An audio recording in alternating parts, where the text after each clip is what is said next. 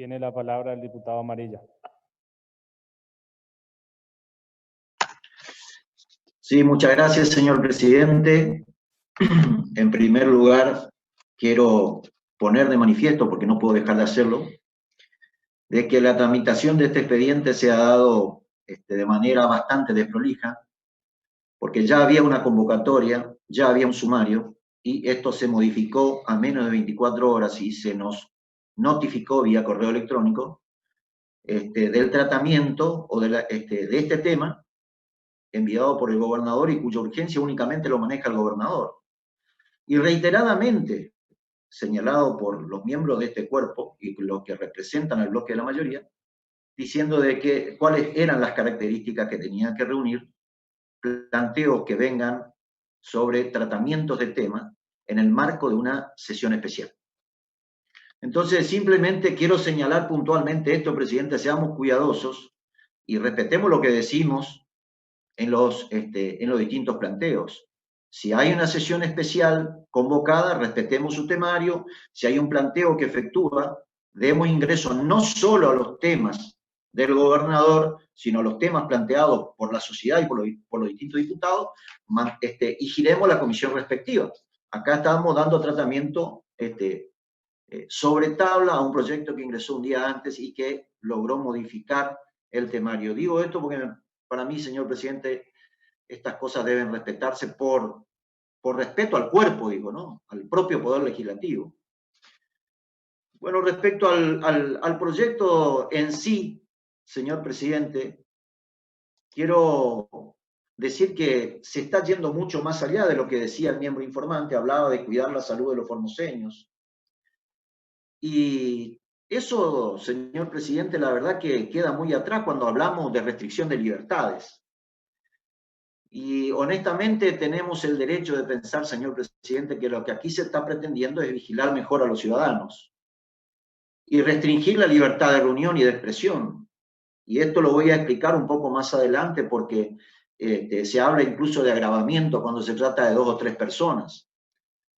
Y la verdad que nos enfrentamos, señor presidente, al peligro de quebrantar y debilitar la vida social y política en nuestra democracia formoseña. Y lo que nos lleva a pensar también que para algunos, evidentemente, el coronavirus es una oportunidad para acumular aún más poder. Y en particular, respecto a este proyecto, señor presidente, considero que se está utilizando una situación sanitaria para acrecentar ese poder. Con disposiciones que, si uno lee, son amplias, injustas e inequitativas, que van a abundar, señor presidente, en arbitrariedades en su aplicación. Y contradice, señor presidente, las características que tienen que tener este tipo de disposiciones. Estamos ante un proyecto, señor presidente, que pretende dar un marco legal a una norma penal en blanco. Y esto, en pocas palabras, significa que necesitan de otras normas para lograr su aplicación en un código de falta, es decir, en un conjunto de normas básicas de convivencia ciudadana. No sabemos en concreto, señor presidente, cuáles son las acciones o supuestos de hecho que viene a regular la norma que aquí se está proponiendo. No queda claro eso en los artículos 145, 146 y 147. Y no voy a ser reiterativo y me remito a los argumentos dados por la diputada propinante al momento de fundamentar desde el punto de vista técnico-jurídico cuáles son las consecuencias que uno puede imaginar, obviamente, cuando la norma no es específica, no regula de manera específica determinados hechos concretos. Lo que establece el artículo 146 merece un análisis realmente exhaustivo, pero solo le digo que es gravísima de nuestra manera de ver las cosas, porque habla de la concurrencia de 3 o más personas en determinado acto que no termina por definir. Y me pregunto yo concretamente a qué acción u omisión se refieren. No lo sabemos. Y por esto, señor presidente, lo primero que uno imagina al leer otros artículos, ¿no es cierto?, del Código de Falta, de que esto en determinado momento debería reglamentarse, pero tampoco el proyecto enviado por el Ejecutivo pide la autorización legislativa para poder reglamentarlo. Y me parece incluso que en este caso es más que indispensable para no caer en arbitrariedades. Y en el fondo, señor presidente, pienso que esta iniciativa tiene un único objetivo, que es meter miedo a la sociedad y de otorgar, reitero, mayor poder todavía al Poder Ejecutivo. Y me animo a decir esto, señor presidente, porque esta propuesta viene a pocos días en que un grupo de médicos efectuaron una protesta. Y la ciudadanía formoseña, parte de ella, acompañó. Y yo creo que con estas restricciones, que sinceramente creo que van mucho más allá de querer cuidar la salud de los formoseños, la amenaza de prisión lo que quiere es desalentar este tipo de manifestaciones. Manifestaciones que, como bien se dijo aquí, están encuadrados, ¿no es cierto?, en derechos concretos de regambre constitucional. Se busca amedrentar a la sociedad sin lugar a duda. Pero me parece que es el camino equivocado y más con Formosa, porque si hay algo que hay que decir, señor presidente, es que aquí en esta provincia con gente tan pacífica, se acataron la mayor parte de las disposiciones hecho por el Consejo que se ha conformado, que yo vuelvo a reiterar en esta oportunidad y lo digo públicamente de nuevo, que todas esas disposiciones debieron estar publicadas en el boletín oficial y el boletín oficial estaba cerrado. Ahora se abrió, pero continúa sin publicar absolutamente ninguna disposición referida al COVID o a cualquier otra disposición que haya establecido el gobierno provincial. Lo marco como una cuestión preocupante, porque hoy se pretende sancionar a la sociedad frente a determinados incumplimientos de lo que se ha dado en llamar faltas contra la salud pública, sanidad e higiene, pero no se cumple con lo básico que es cumplir con las normas legales para que éstas estén vigentes plenamente. Tendrían que estar publicadas todas y cada una de las resoluciones. Y acá no estamos, señor presidente, ante la atención de dos derechos, el derecho a la salud o los derechos individuales, porque si estos fueran así, debería quedar especificado en estos artículos que se pretende introducir, y no lo hace. Hace una alusión de carácter general y no es concreto para que realmente sea pasible de sanción. Lo que hay acá es un Estado provincial con la excusa de la pandemia busca restringir al máximo los derechos. Y evidentemente, señor presidente, hoy en el marco de esta pandemia no se bancan el reclamo y hay que bancarse los reclamos. Porque además la sociedad, que reitero, ha querido cumplir todas y cada una de las disposiciones para preservar la salud de cada uno, además de todo eso, tiene problemas enormes por resolver, que un subsidio de la IFE o una ayuda circunstancial no lo resuelve. Este parate, bien se ha señalado aquí, incluso desde el bloque oficialista, va a traer nefastas consecuencias en la actividad económica.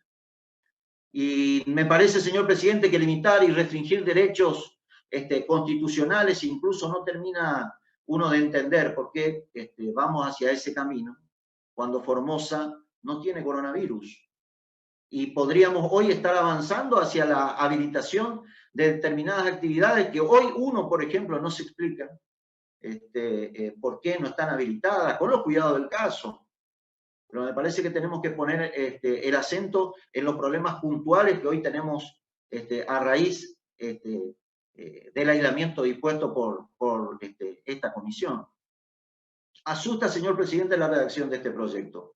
Asusta porque violenta el más elemental derecho de toda persona de saber concretamente a qué atener su conducta o a qué sujetar su propio comportamiento. Y no exagero, señor presidente, en absoluto al decir que evidentemente no queremos parecer a un Estado policíaco en donde el Estado quiere controlar todo y se vale para ello de la fuerza de seguridad y atenta desde luego contra las libertades civiles que tienen amparo constitucional. Y es importante, señor presidente, que ordenadamente vayamos analizando cómo salimos de esta emergencia. Y para eso tenemos que aprender a convivir en libertad, a bancarnos las críticas, a bancarnos las manifestaciones. Porque fíjense usted señor presidente, que como fuera, todos fueron cuidadosos a la hora de hacer sus respectivos reclamos, de modo tal de que la respuesta no puede ser la amenaza de una sanción. Exagerada, por cierto, porque incluso bien se señaló aquí que llega hasta 60 días y con multas que el 90% no lo va a poder cumplir. Y también desde ese punto de vista es equitativo, lo dije al principio, porque resulta ser que el que tiene dinero va a pagar la multa y no va a ir preso. El que no lo tiene, ¿no? Va a tener que prepararse a verse privado de su libertad, porque a lo mejor se olvidó un barbijo. Porque como la situación jurídica que regla los artículos no son específicos, hoy podrán ser el barbijo, mañana seguramente puede ser una protesta que hicieron entre 3 personas o más, como dice la norma propuesta. Concluyo, señor presidente, diciendo que hay una vaguedad preocupante en la norma que aquí se está queriendo sancionar. Y deja un espectro demasiado amplio para la interpretación del juez que tenga a cargo el encuadramiento del incumplimiento que aquí se quiere sancionar. Pero además también le otorga facultades claramente a la policía para que actúe, inicie los actos preparatorios y bueno, y ahí vamos a quedar al arbitrio de la buena formación o no de cada policía. Y esto sabemos, señor presidente, que es bastante difícil. Así que me parece, señor presidente, que tenemos que repensar cómo actuamos, no desempolvar un código, porque acá lo quieren tomar como una cuestión normal, lo quieren mostrar como una cuestión normal a esta restricción de libertades o a esta amenaza de sanción. Pero lo cierto, señor presidente, es que este código, que bien se señaló, ya tiene muchos años, regula determinadas situaciones que hace mucho dejaron de estar, de ser aplicadas, han caído en desuso. ¿A quién se le puede ocurrir, por ejemplo, que entrara a una cancha de fútbol o encontrara un hombre en estado, un hombre, una mujer en estado de ebriedad en la vía pública? Lo podemos mandar a 5 a 15 años preso o cobrarle una multa. Hay muchos artículos del código que directamente hoy ya no se aplican. Digo por la vigencia plena de la democracia. Esta norma viene de la dictadura militar cuando las garantías constitucionales no estaban vigentes. Este código hoy podríamos estar discutiendo realmente, por ejemplo, cómo lo remodelamos e incluimos, por ejemplo, la falta contra los animales, que vendría así a cubrir un vacío importante y que hoy las demás provincias están avanzando hacia la ampliación de derechos. Así que, dicho esto, señor presidente, adelanto, por supuesto, el voto, tanto mío como el de mi bloque, por la negativa.